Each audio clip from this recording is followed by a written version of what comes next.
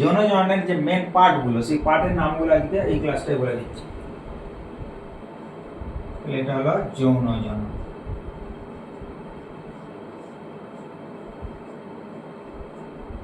যৌন জনন হলো কিন্তু সব থেকে উন্নত এবং জটিল পদ্ধতি, ঠিক আছে।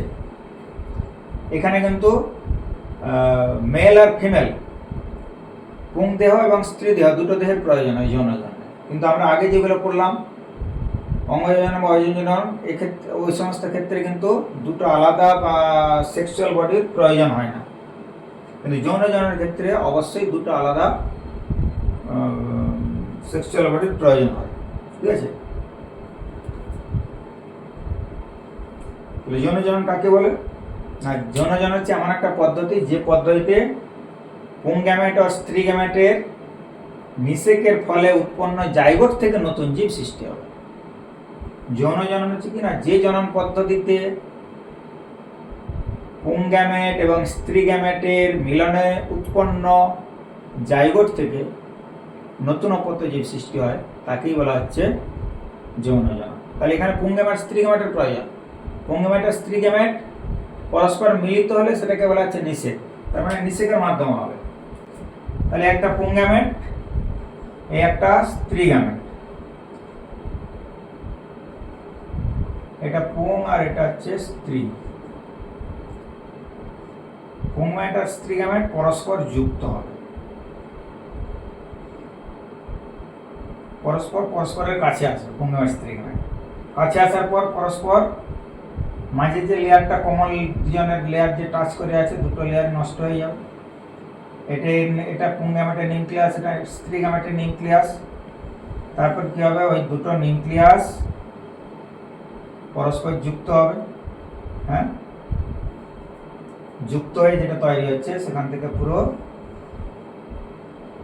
একটা নিউক্লিয়াসে পরিণত হলো, এটাকে বলা হচ্ছে জাইগোট।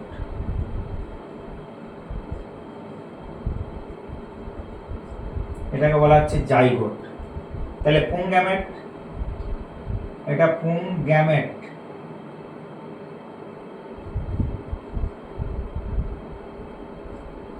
আর এটা হচ্ছে স্ত্রী গ্যামেট।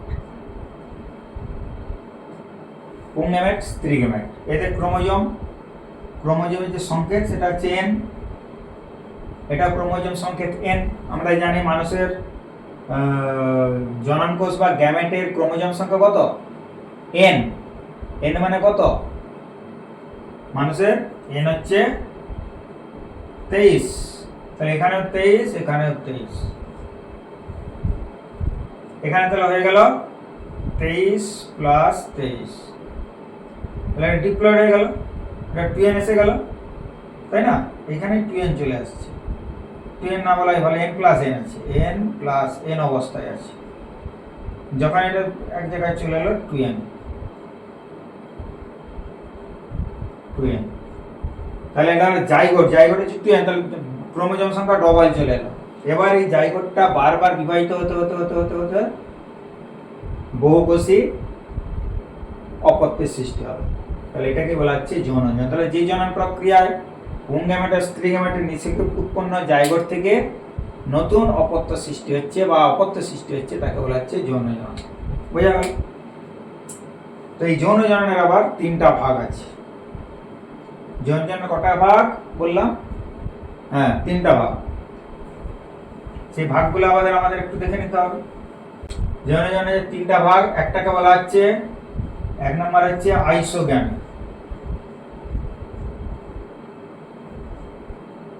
আইসোগ্যামি।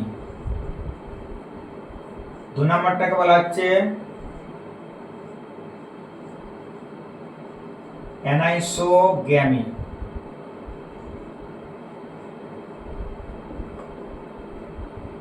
3 নম্বরটাকে বলা হচ্ছে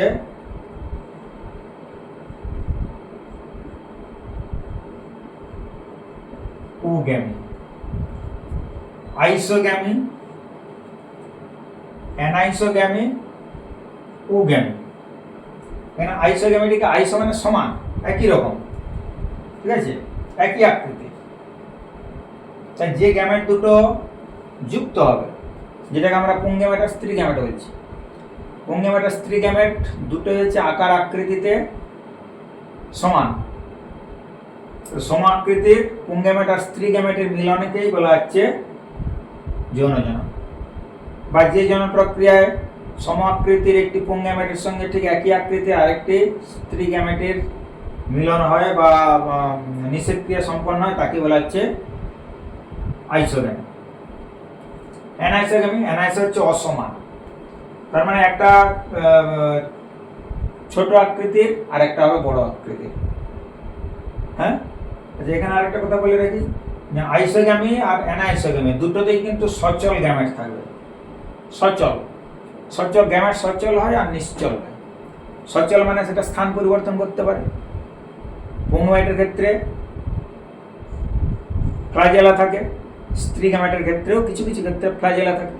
তাহলে এইখানে যে আইসোগ্যামিতে যে গ্যামেটগুলো অংশগ্রহণ করে তাদের দুজনের ফ্লাজেলা আছে, পুং গ্যামেট স্ত্রী গ্যামেট দুজনেরই ফ্লাজেলা আছে, দুজনের আকৃতি সমান। অ্যানাইসোগ্যামি সেখানে দুজনেরই ফ্লাজেলা আছে, কিন্তু দুজনের ফ্লাজেলা থাকলেও আকৃতিটা হচ্ছে অসমান, একটা বড় হবে একটা ছোট হবে। তাহলে এটাও সচল ফ্লাজেলাযুক্ত, এটাতেও আছে সচল ফ্লাজেলাযুক্ত। এখানে আছে দুটো গ্যামের আকার আকৃতিতে সমান, এখানে আছে দুটো গ্যামের আকার আকৃতিতে অসমান। আর উগ্যামের ক্ষেত্রে সেখানেও একটা সচল পুং গ্যামেটের সঙ্গে নিশ্চল আকারে বড় স্ত্রী গ্যামেটের নিষেধ হবে। তাহলে উগ্যামি হচ্ছে কি না, যে জনন প্রক্রিয়ায় বা যে যৌন জনন প্রক্রিয়ায় একটি সচল ক্ষুদ্রাকৃতির পুং গ্যামেটের সঙ্গে একটি নিশ্চল বৃহৎ আকৃতির স্ত্রী গ্যামেটের নিষেক প্রক্রিয়া সম্পন্ন হয় এবং নিষেক উৎপন্ন জায়গোট থেকে অপত্যটা সৃষ্টি হচ্ছে, সেই জননটাকে বলা হচ্ছে উগ্যামি। তাহলে ছবিটা আমরা এঁকে দিলে আর একটু পরিষ্কার হয়ে যাবে। তাহলে এখানে আমাদের রাখতে হবে দুটো সম আকৃতির পুং গ্যামেট। তাহলে এটা যদি যে আকৃতির হবে এটাও আকৃতিটা সমান হবে।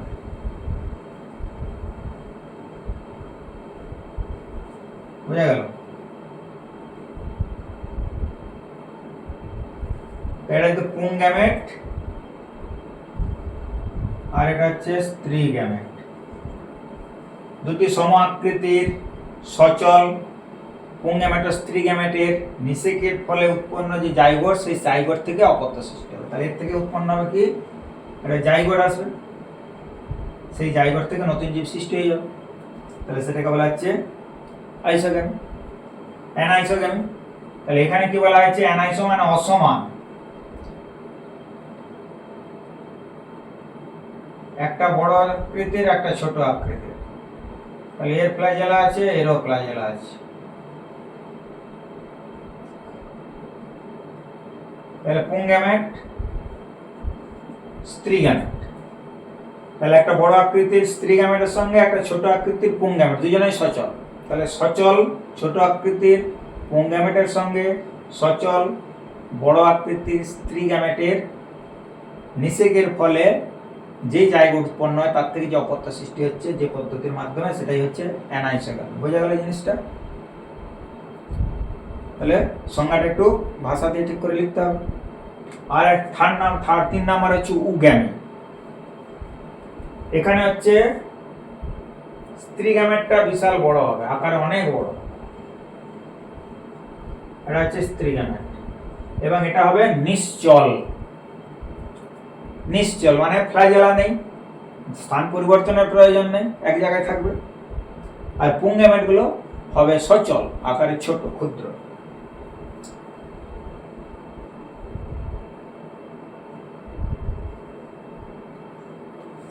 ঠিক আছে, অসংখ্য থাকবে। তাহলে এটা স্ত্রী গ্যামেট বড়টা, ছোট হলো হচ্ছে পুং গ্যামেট। নিশ্চল আকারে বড় স্ত্রী গ্যামেটের সঙ্গে সচল আকারে ছোট পুং গ্যামেটের নিষেক প্রক্রিয়াটাকে বলা হচ্ছে উগ্যামি।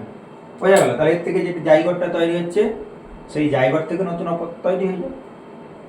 তাহলে এটা মোটামুটি আমাদের ক্লিয়ার হলো, আইসোগ্যামি, অ্যানাইসোগ্যামি, উগ্যামি।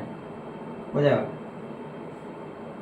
যৌন জননের আমাদের যে সিলেবাস আছে সপুষ্পক উদ্ভিদের যৌন জনন প্রক্রিয়া আছে, সেটা আমরা পরের ক্লাসে আলোচনা করব। তো আজকে জনন পদ্ধতির যে আরেকটা ভাগ আছে সেটা একটু শর্টে বলে নিই। সেটা কি, 4 নম্বরটা কি ছিল? অপুংজনি।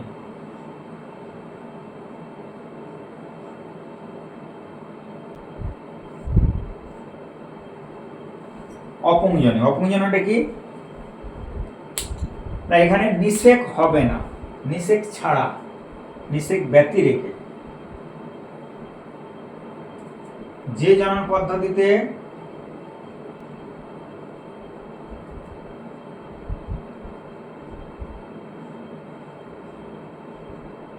তাহলে নিষেক যদি না হয় অনিষিক্ত,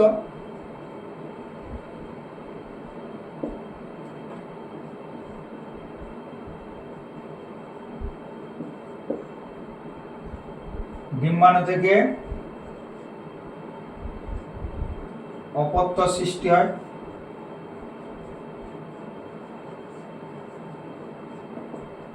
তাহলে যে জনন পদ্ধতিতে অনিষিক্ত ডিম্বাণু থেকে অপত্য জীব সৃষ্টি হয় তাকে বলা হচ্ছে, কি বললাম, অপুংজনি। কাদের ক্ষেত্রে হয়? স্পাইরোগাইরার ক্ষেত্রে দেখা যায়। আচ্ছা, মিউকরের ক্ষেত্রে দেখা যায়। স্পাইরোগার হচ্ছে একটা শ্যাওলা, মিউকর হচ্ছে একটা ছত্রাক। আর আমরা যদি প্রাণীদের ক্ষেত্রে বলি, প্রাণী বলতা, ভীমরেল, মৌমাছি, বলতা, ভীমরুল,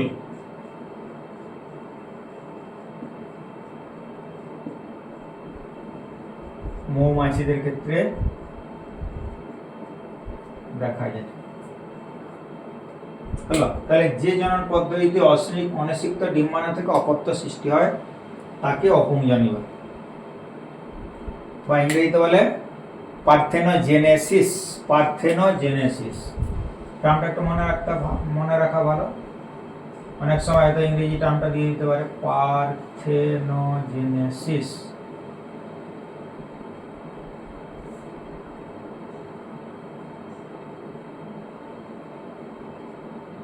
পার্থেনোজেনেসিস বোঝা গেল? ক্লিয়ার?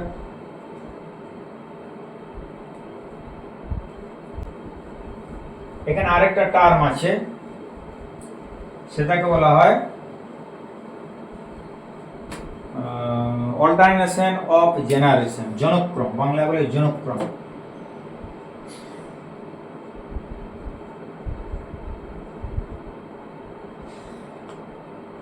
ইংরেজিতে বলে অল্টারনেশন অফ জেনারেশন। কোন একটা জীব,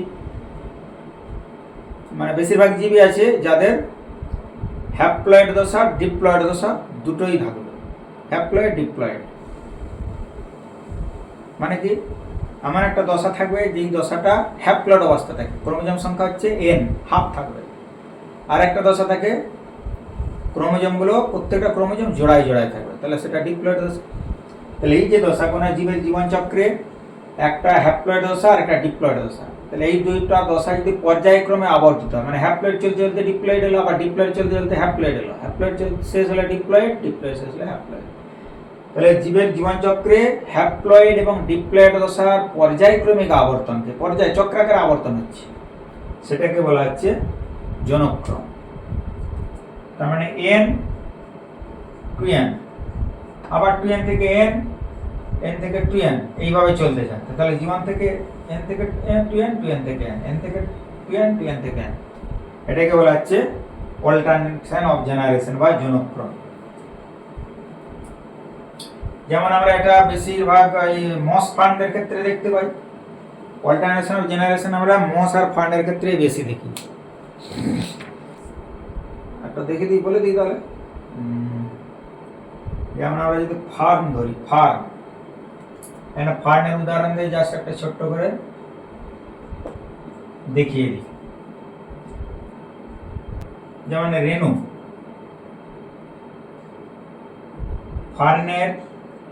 ফার্নের জীবনের দুটো দশা আছে, একটা হচ্ছে লিঙ্গধর দশা বলে, আর একটাকে বলা হয় রেণুধর দশা। ফার্নের ক্ষেত্রে দুটো দশা, একটাকে বলে রেণুধর, আর একটাকে বলা হচ্ছে লিঙ্গধর।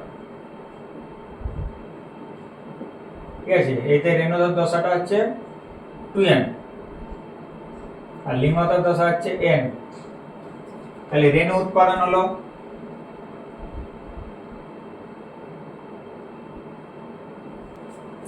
রেণু থেকে উৎপন্ন হলো লিঙ্গধর উদ্ভিদ।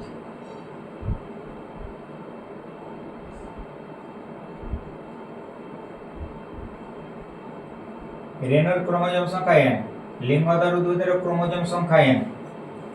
হ্যাঁ, এটা রেণু যদি দু রকমের রেণু হয়, হ্যাঁ, অনেক সময় একই টাইপের রেণু হতে পারে, আবার অনেক সময় দু রকমের রেণু হতে পারে। যদি দু রকমের রেণু হয়, লিঙ্গধর উদ্ভিদ আলাদা আলাদা হবে, একটা পুং উদ্ভিদ হবে, একটা স্ত্রী উদ্ভিদ হবে। আর অনেক সময় কি হয়, রেণু থেকে একই রকমের একটাই উৎপন্ন হবে, সেই একটা লিঙ্গধর উদ্ভিদের মধ্যেই পুংগ্যামেট স্ত্রীগ্যামেট সৃষ্টি হবে। তাহলে আমরা একটাই দেখাই, অত জটিল যাব না। তাহলে রেণু থেকে উৎপন্ন হলো, রেণুটা অঙ্কুরিত হয়ে উৎপন্ন হলো লিঙ্গধর উদ্ভিদ। সেই লিঙ্গধর উদ্ভিদের মধ্যে উৎপন্ন হলো পুংগ্যামেট বা শুক্রাণু, আমরা সহজে এটা মনে রাখি, শুক্রাণু ডিম্বাণু।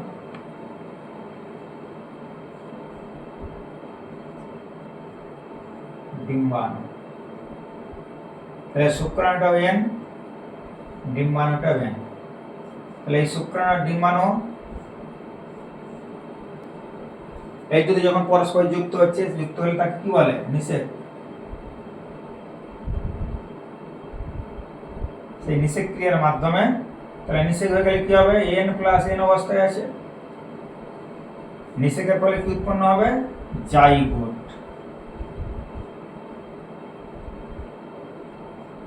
নিষেকে উৎপন্ন হচ্ছে জাইগোট।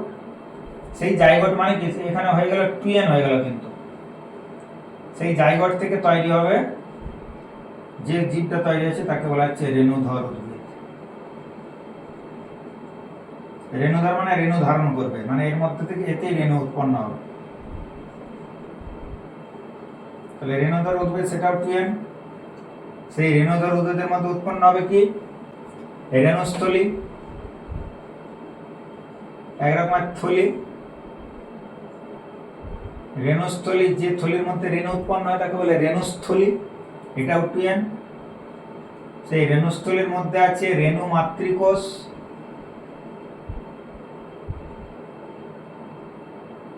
রেণু মাতৃকোষ, এটাও 2n। সেই রেণু মাতৃকোষটা কি হবে? রেণু মাতৃকোষটা বিভাজিত হবে, মিয়োসিস বিভাজন হবে। জায়গাটা ছোট হয়ে গেল, আমি দেখিয়ে দিই এখানে। এটা তাহলে কি হবে? মিয়োসিস।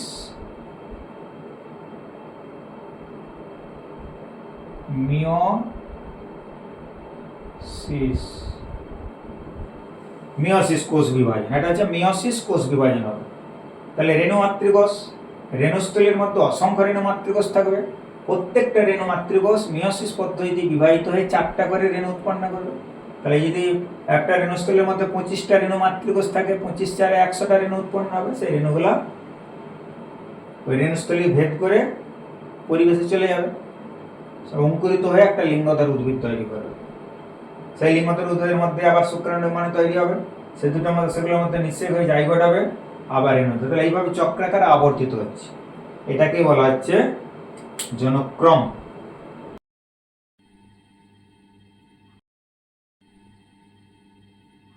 বোঝা গেল? আজ এখান পর্যন্ত থাক, পরের ক্লাস তাহলে আমরা যৌন জননটা সম্পর্কে আলোচনা করব। ভালো করে একটু মন দিয়ে পড়াশোনা করবি, তাহলে বুঝতে কোনো অসুবিধা হবে না। ঠিক আছে?